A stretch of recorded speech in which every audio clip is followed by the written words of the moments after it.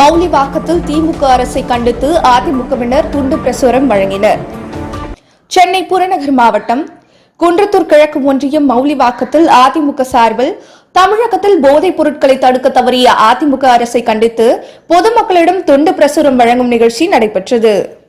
குன்றத்தூர் கிழக்கு ஒன்றிய அதிமுக செயலாளர் KP ஏசுபாதம் தலைமையில் நடைபெற்ற நிகழ்ச்சியில் சிறப்பு அழைப்பாளராக சென்னை புறநகர் மாவட்ட அதிமுக செயலாளர் KP கந்தன், கொலப்பாக்கம் ஊராட்சி மன்ற தலைவி மாலதி ஏசுபாதம் ஆகியோர் கலந்து கொண்டு தமிழகத்தில் போதைப் பொருட்களை தடுக்க தவறிய திமுக அரசை கண்டித்தும் போதையில்லாத தமிழகம் உருவாக்க அதிமுக நடத்தும் அறப்போராட்டத்தில் பொதுமக்களும் கலந்து கொள்ள வேண்டும் என பொதுமக்கள் கடை வியாபாரிகளிடம் துண்டு பிரசுரங்கள் வழங்கி அழைப்பு விடுத்தனர்.